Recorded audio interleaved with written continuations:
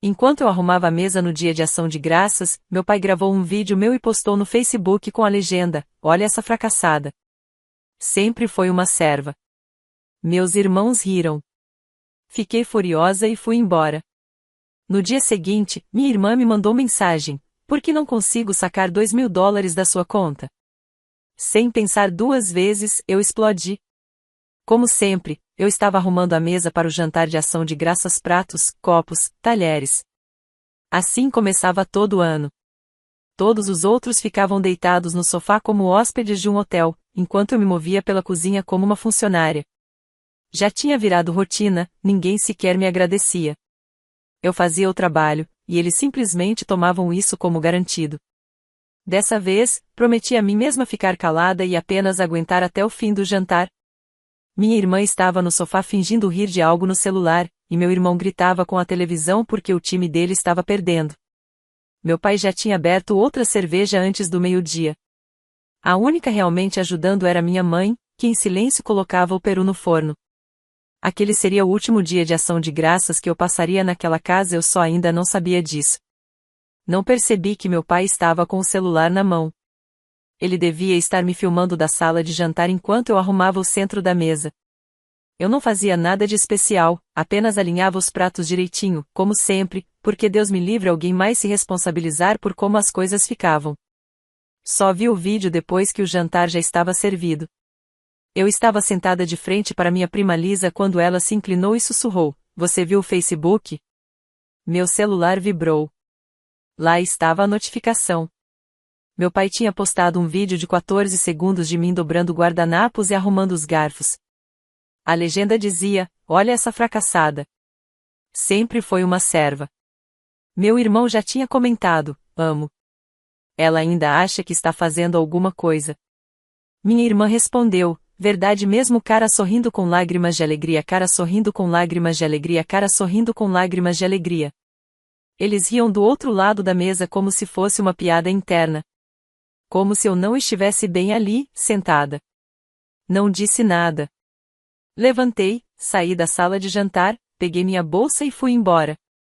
Ninguém me seguiu. Saí daquela casa e continuei andando por quase 10 minutos antes de ligar para minha tia. Ela também saiu do jantar, disse que já estava farta de ver como me tratavam. Foi me buscar na esquina da Eastwood com a Fifi e me levou para a casa dela. Naquela noite, deitei na cama de hóspedes, ainda vestida. Não dormi. Fiquei apenas olhando para o teto, com o celular virado para baixo ao meu lado. O problema de ser a piada da família é que isso não acontece de uma vez. É devagar. Vai crescendo. Você deixa passar uma coisa, depois outra, e quando percebe, seu pai está te expondo na internet como se fosse uma piada, e seus irmãos participam como se fosse o passatempo deles. O que eles não sabiam era que eu vinha economizando em silêncio, trabalhando mais de 50 horas por semana, sem sair, sem comprar roupas novas, sem tirar férias, deixando minha irmã pegar dinheiro emprestado sem nunca devolver. Eu tinha juntado mais de $21.000. Eles achavam que eu era burra, quebrada, fraca. Essa ilusão desmoronou na manhã seguinte. Às 8h12, minha irmã me mandou uma mensagem. Não era um "você está bem?" ou um "onde você está?" Era só: "Por que não consigo sacar $2.000 da sua conta?" Ela quis dizer da minha conta. Liguei para ela. Não gritei. Não chorei. Só falei com calma: "A conta conjunta foi encerrada e todo o dinheiro transferido." Ela surtou. Mandou 6 mensagens seguidas me chamando de egoísta, manipuladora, amarga. Disse que precisava do dinheiro para coisas urgentes ou urgentes no sentido dela, ou seja, ingressos para show e produtos de uma marca de skincare duvidosa. Ao meio-dia, meu pai me mandou mensagem não para pedir desculpas, nem para saber como eu estava, apenas: "Você sempre foi dramática. Cresça." E foi aí que eu quebrei de vez. Eles não sabiam onde eu estava. Achavam que eu ia rastejar de volta. Pensavam que era só mais um dos meus silêncios. Mas estavam prestes a descobrir algo que eu vinha guardando há anos. Eu não estava só com raiva. Eu tinha acabado. No domingo de manhã, o silêncio naquela casa devia estar soando estranho. Nenhum barulho de panelas, nenhum passo apressado pelo corredor, ninguém perguntando se alguém precisava de algo. Eu não estava lá e, pela primeira vez em anos, ninguém estava juntando os pedaços. Eu não respondi a nenhuma das mensagens. Minha tia fez waffles e café, e nós ficamos sentadas na varanda por 1 hora, em silêncio. Ela não era do tipo que insistia. Só disse: o que quer que você decida, certifique-se de que não é por culpa. Eu assenti. Meu celular vibrou 5 vezes durante o café da manhã. Não olhei nenhuma vez. Perto do meio-dia, finalmente peguei o celular. Não porque me importava com o que eles tinham a dizer, mas porque precisava confirmar o que já suspeitava. A primeira coisa que vi foi um novo grupo com meus irmãos. Eu nunca pedi para ser adicionada, mas lá estava. A primeira mensagem era uma foto: minhas gavetas arrancadas, meu espelho quebrado, minhas maquiagens esmagadas no chão, meus livros jogados como lixo. A legenda do meu irmão: dia da faxina. Logo abaixo, outra mensagem dele: devia ter levado suas tralhas com você. Fiquei paralisada. Rolei para baixo e vi a resposta da minha irmã: não se preocupa, guardamos seus cadernos de lixo também, cara sorrindo com lágrimas de alegria. Foi nesse momento que senti algo mudar dentro de mim. Eu não chorei quando saí daquela casa. Não chorei quando meu pai postou o vídeo. Mas ali, sentada em uma varanda silenciosa, segurando um celular cheio de provas de que meus próprios irmãos, pessoas para quem eu já comprei bolos de aniversário, destruíram o último pedaço do que era meu, senti algo cortante se instalar no peito. Liguei para meu primo Mark, que morava a poucos quarteirões da casa dos meus pais. Ele sempre foi neutro, nunca se meteu nos dramas, mas eu confiava nele mais do que em qualquer outro daquela família. Perguntei se ele podia passar lá e ver se algo podia ser salvo. Ele nem hesitou. 15 minutos depois, me mandou uma foto do banco do carro com meu notebook, passaporte e alguns documentos. Foi tudo que ele conseguiu salvar. Ele me disse para não voltar, que eles reviraram todas as gavetas, jogaram minhas coisas fora e até abriram a caixa de segurança onde eu guardava cartas e bilhetes antigos. Contou que minha irmã estava fazendo piada sobre queimar meus diários. Eu não respondi. Não sabia o que dizer. Aquilo nem soava como raiva, era algo pior. Naquela noite, minha mãe ligou. A voz dela estava baixa. Disse que não sabia que eles iam fazer aquilo, que tentou impedir, que meu pai falou que era hora de ensinar uma lição a Rebeca. Pediu desculpas como se isso pudesse colar os pedaços de volta. Eu não gritei com ela. Só fiquei em silêncio. E aquele silêncio no telefone pesou mais do que qualquer palavra que eu pudesse ter dito. Eu ainda a amava, mas algo dentro de mim mudou para sempre. Na manhã seguinte, saí da casa da minha tia e fui morar com meu tio e minha tia do outro lado da cidade. A casa era maior, silenciosa, e tinha um quarto de hóspedes com entrada própria. Eles não pediram aluguel. Meu tio só disse: a gente resolve isso depois. Por enquanto, você precisa descansar. Naquela noite, durante o jantar, ele me perguntou se eu ainda pensava em alugar um apartamento. Respondi que sim, que já tinha visto um estúdio perto da linha de ônibus. Ele olhou para minha tia, depois para mim, e disse: você não vai desperdiçar dinheiro com aluguel. Ainda não. Não enquanto estiver se reconstruindo. E então, do nada, ele disse algo que me pegou de surpresa: você sabe que seu pai ainda me deve $6.000, né? Eu não sabia. Fiquei paralisada. Ele explicou que, anos atrás, quando o telhado da casa dos meus pais desabou, meu pai implorou por um empréstimo, prometendo pagar em 6 meses. Isso foi há quase 4 anos. Nem um centavo devolvido. Eu ia cobrar depois das festas, meu tio disse. Mas agora, não. Agora, considero essa dívida perdoada e não de um jeito bom. Ele serviu outra taça de vinho e completou: deixe ele sentir como é ser cortado. Foi nesse momento que percebi que aquilo era maior do que eu. Eu não estava apenas me afastando de uma casa tóxica, eu tinha iniciado algo que nem pretendia. Meu pai, minha irmã, meu irmão, eles ainda não sabiam, mas não estavam apenas me perdendo. Estavam perdendo também as pessoas ao meu redor, aquelas que ficaram caladas por tempo demais, as que eles achavam que nunca escolheriam um lado. Mas elas escolheram. E agora os lados estavam bem definidos. Aquela semana inteira apareceu um incêndio visto de longe. E, por mais que eu dissesse a mim mesma para não olhar para trás, eu não conseguia deixar de procurar fumaça. Na quarta-feira, minha irmã mandou um print de uma transação recusada na Sephora, $198,36 recusado. A legenda dizia: "Você é mesmo tão rancorosa assim?" 5 minutos depois, outra mensagem: "Eu precisava daquele sérum. Você é doente." A conta conjunta estava encerrada. Eu já tinha dado demais, por tempo demais. Quando abrimos aquela conta, prometi a mim mesma que seria apenas para emergências, mas o conceito dela de emergência sempre envolvia algo caro e completamente absurdo. Roupas, assinaturas, jantares que ela não podia pagar. Ela nunca, nenhuma vez, se ofereceu para devolver o dinheiro. Quando comecei a questioná-la, ela ficou na defensiva. Foi aí que percebi ela não estava confusa, estava acostumada a achar que tudo era dela por direito. Bloqueei ela naquela tarde. Na quinta-feira, foi a vez do meu irmão entrar na história. Ele postou uma piada nos stories do Instagram com um print do meu perfil do Facebook e a legenda: "Imagina estragar o dia de ação de graças por causa de um guardanapo." Depois me mandou mensagem direta: "Você que transformou isso em um drama. A gente nem falou nada tão grave. Cria casca. Volta e conversa como uma pessoa normal." Pessoa normal. Isso vindo do mesmo irmão que me convenceu a pagar o seguro do carro dele por 3 meses, enquanto ele passava os fins de semana bebendo e comprando alto-falantes novos. O mesmo irmão que me chamou de chata por não querer entrar em dívida só por diversão. Eu não respondi. Simplesmente saí de todas as minhas redes. Mas naquela noite, meu primo Mark, o que tinha salvo meus documentos, me mandou uma mensagem com algo novo. Disse que meu pai o procurou para perguntar se eu estava planejando processar eles. Essa foi a palavra que ele usou. Não perguntou se eu ia voltar para casa, se queria conversar, se eu estava bem. Só se eu ia processar.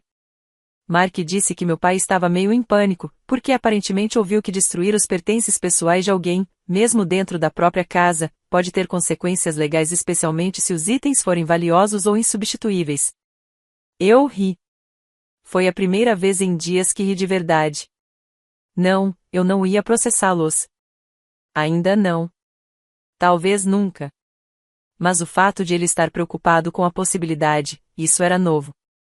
Era diferente. E então, algo totalmente inesperado aconteceu. Na manhã de sexta-feira, recebi um e-mail.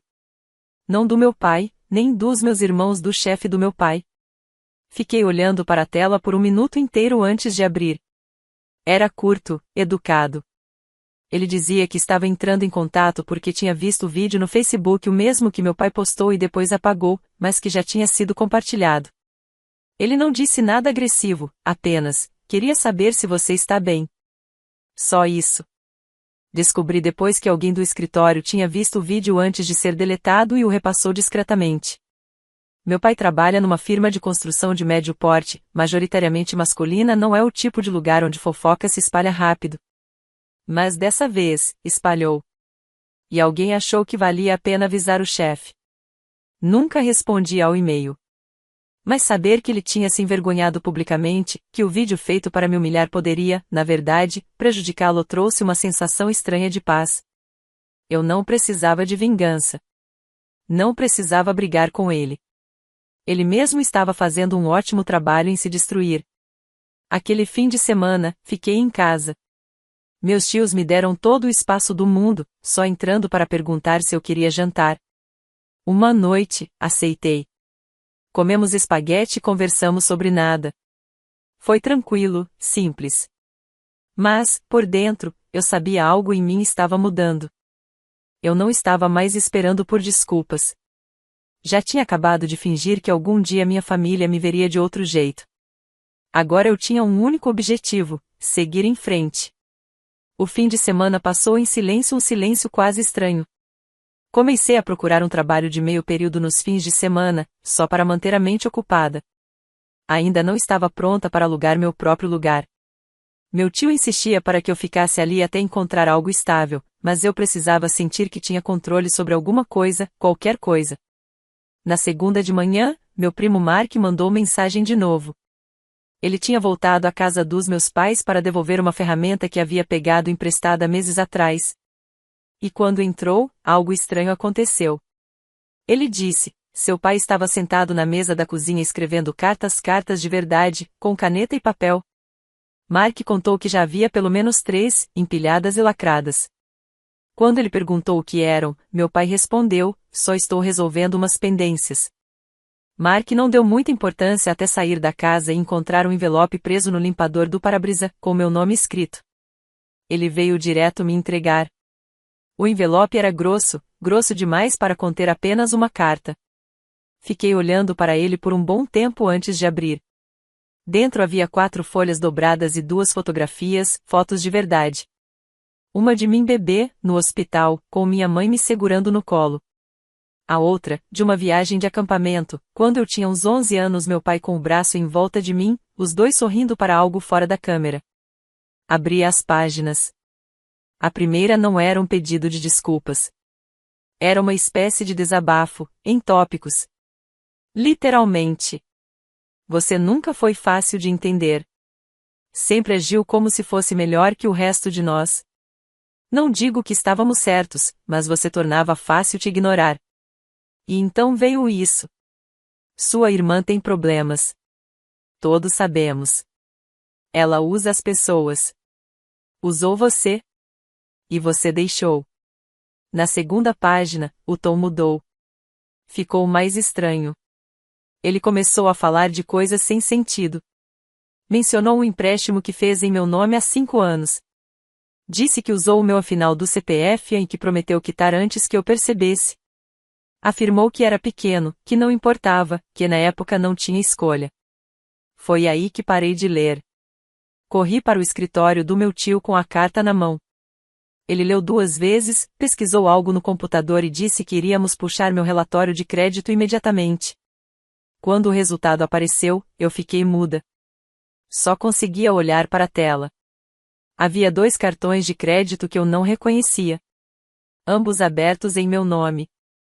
Um com saldo de $2.400. O outro já encerrado, mas com uma falta de pagamento de 3 anos atrás. Ele realmente tinha feito isso. Tinha usado meu nome para pegar dinheiro escondido. Roubou minha identidade e nunca me contou. Eu não chorei. Não gritei. Apenas fiquei sentada, segurando aquela foto do hospital nas mãos.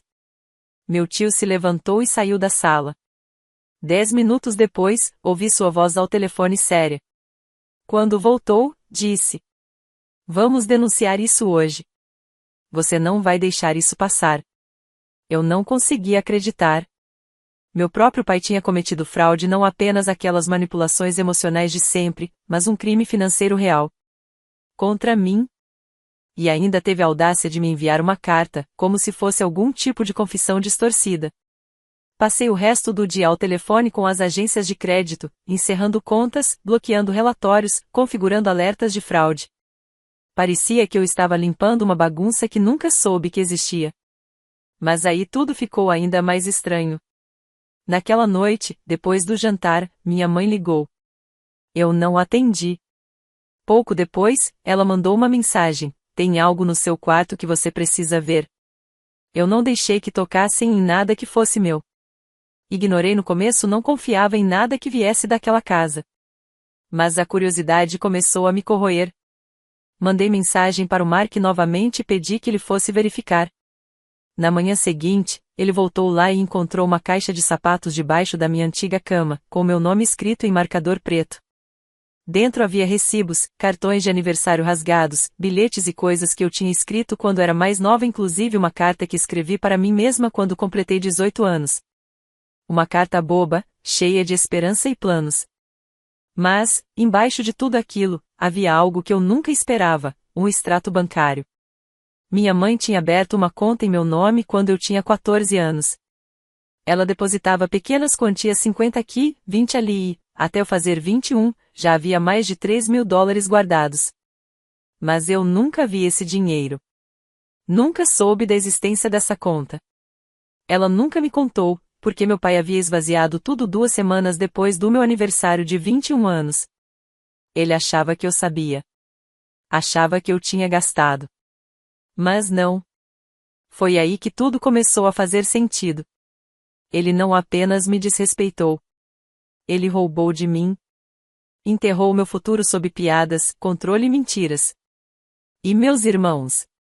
Ficavam rindo ao lado dele, sem nunca se perguntar como eu trabalhava em 2 empregos e ainda vivia como se não tivesse nada.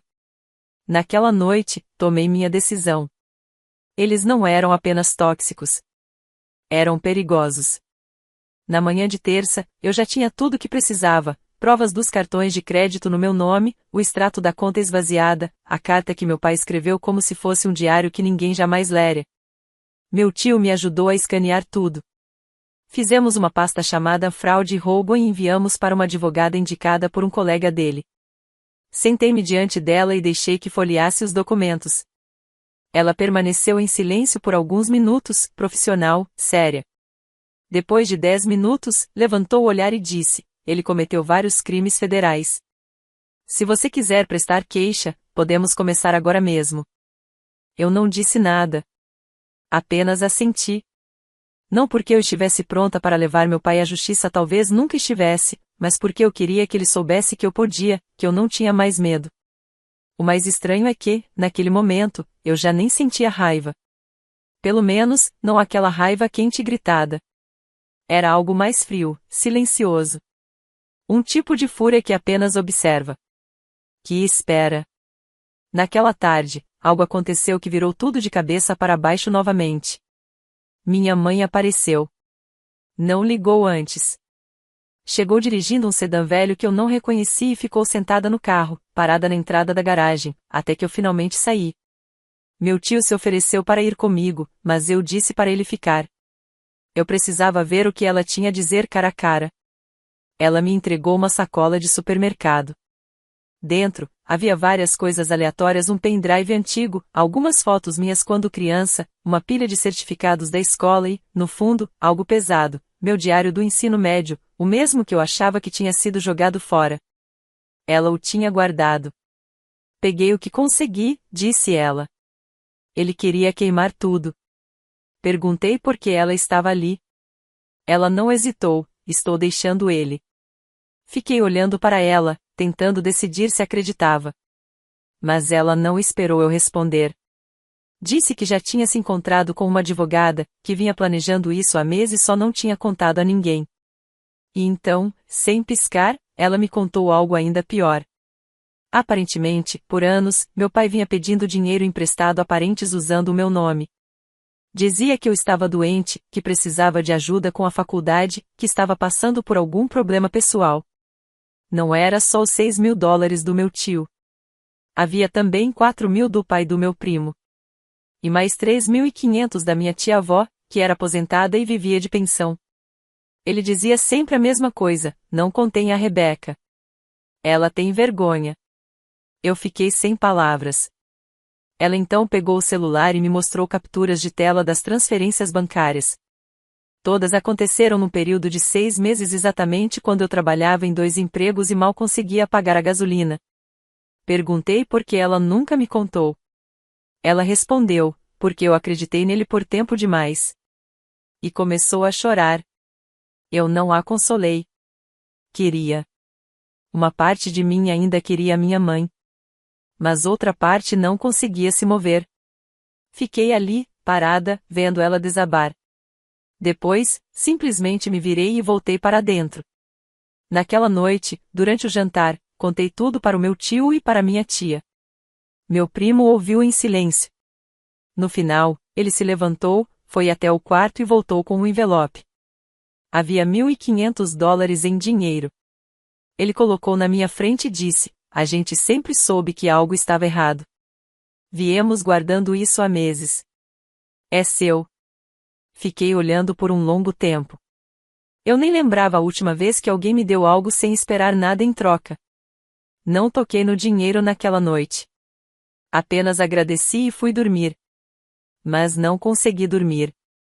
Fiquei acordada organizando todos os arquivos, capturas de tela, relatórios de crédito, fotos do meu quarto destruído, as mensagens dos meus irmãos e até o recado do chefe do meu pai perguntando se eu estava bem. Coloquei tudo numa pasta e escrevi apenas 5 palavras na capa com marcador preto: você não me possui mais. Na manhã seguinte, dirigi até a casa dos meus pais. Não havia ninguém do lado de fora. Subi na varanda, enfiei a pasta na caixa de correio e fui embora sem bater na porta. Não senti que tinha vencido. Eu senti como se finalmente tivesse saído de uma prisão da qual nem sabia que fazia parte. E eles não vieram atrás de mim, porque, no fundo, sabiam que foram eles mesmos que construíram aquelas paredes. 2 semanas se passaram. Nenhuma palavra. Nenhuma mensagem raivosa, nenhum correio de voz cheio de culpa da minha mãe, nenhuma indireta da minha irmã, apenas silêncio. E esse silêncio me assustava mais do que qualquer um dos seus dramas habituais, porque significava que algo tinha mudado. Eu esperava uma explosão, uma postagem de desabafo do meu pai no Facebook, um pedido de desculpas exagerado da minha irmã, alguma mensagem passivo-agressiva do meu irmão, mas nada aconteceu. Era como se tivessem desaparecido do mesmo mundo em que eu ainda estava de pé. Durante essas semanas, meu tio me levou novamente ao escritório da advogada. Finalizamos a papelada para denunciar o roubo de identidade, abrimos investigações sobre as contas ligadas ao meu nome e bloqueamos meu número do Seguro Social. Antes de protocolar tudo, ela me fez uma pergunta: você está fazendo isso por justiça ou por encerramento? Eu respondi: por ambos. Mas, no fundo, eu nem sabia mais o que encerramento significava. Só sabia que não deixaria eles ficarem com nada que fosse meu, nem meu dinheiro, nem meu nome, e muito menos o meu silêncio. Na 3ª semana, comecei a me sentir uma pessoa de verdade novamente. Acordava sem aquele aperto no peito, sem a sensação de estar atrasada para algo que eu não queria fazer. Consegui um novo emprego de meio período através de uma colega de trabalho da minha tia, serviço de escritório, horário fixo, ninguém gritando. Mantinha o celular no modo não perturbe quase o tempo todo. Então, do nada, recebi uma mensagem do meu irmão. Era curta: podemos nos encontrar? Fiquei olhando para aquilo por muito tempo. Se fosse de qualquer outra pessoa, eu teria bloqueado sem pensar 2 vezes. Mas algo me disse para aceitar, não por ele, por mim. Respondi que poderíamos nos encontrar em uma lanchonete na saída da cidade. Território neutro. Cheguei primeiro, sentei em uma cabine no fundo e fiquei observando a porta. Quando ele entrou, parecia menor do que eu lembrava. Mesma blusa de moletom, ombros caídos, mas sem aquele ar de superioridade. Nem se sentou de imediato. A primeira coisa que disse não foi um oi. Foi: o pai está desmoronando. Ele se sentou e não tentou disfarçar nada. Disse que minha mãe o havia deixado, que entrou com um pedido de divórcio, pegou o que conseguiu de dinheiro e alugou um pequeno apartamento de 1 quarto perto da casa da irmã dela. Meu pai não lutou contra isso, só passou a beber mais. Começou a ligar para velhos amigos às 2 da manhã, reclamando da vida. Faltou ao trabalho. Levou a advertência. Então ele disse algo que eu não esperava. Contou que achava que eu iria prestar queixa. Eu não respondi. Ele continuou. Disse que minha irmã tentou pedir outro cartão de crédito usando o meu nome de novo. De algum modo, ela não percebeu que as contas estavam congeladas. Foi sinalizada na hora. Entrou em pânico e fugiu da cidade sem avisar ninguém. Bloqueou ele, bloqueou nossa mãe, simplesmente desapareceu. Ela disse que você arruinou a vida dela, ele acrescentou. Eu ri, não consegui evitar. Então ele me olhou e disse: eu costumava achar que você era dramática, mas eu estava cego. Eu não queria admitir que o problema éramos nós. Eu acreditei nele. Não porque queria, mas porque ele não pediu nada. Nenhum perdão, nenhuma reconciliação, só honestidade. Ficamos ali por 1 hora. Sem gritos, sem acusações. Eu não chorei. Não disse que sentia falta dele. Não prometi voltar. Só disse: não fale por mim nunca mais. Ele assentiu. Pagamos a conta e saímos separados. Essa foi a última vez que o vi. Quando voltei para casa, meu tio estava me esperando na mesa da cozinha. Perguntou como tinha sido. Eu disse: civilizado. E isso já foi o suficiente para ele. Então ele disse algo que eu também não esperava: você não vai a lugar nenhum. Ainda não. Fique até a primavera. Guarde mais dinheiro. Não corra para alugar um cubículo só para se sentir independente. Aqui é a sua casa. Sem condições. Senti um nó na garganta. Não porque eu precisava ser salva, mas porque, pela primeira vez, alguém me oferecia apoio sem amarras. Passei o mês seguinte me acostumando com algo que não sentia há anos: estabilidade. Sem brigas, sem desculpas falsas, sem dinheiro sendo roubado, apenas jantares tranquilos, roupas lavadas que eram só minhas e uma porta que permanecia fechada, a menos que eu a abrisse. O dossiê que enviamos às autoridades desencadeou uma série de acontecimentos. Meu pai perdeu o emprego depois que a empresa fez uma verificação de antecedentes e descobriu a denúncia de fraude. Ninguém me ligou pedindo compaixão. Minha irmã nunca reapareceu. Minha mãe mandou uma única mensagem através da minha tia, dizendo que estava recomeçando e não esperava perdão. Eu não respondi. Eu não precisava de vingança. Não precisava de encerramento. Eu tinha paz. No fim da primavera, minhas economias haviam crescido. Os 21 mil dólares com que saí de casa já eram quase 30 mil.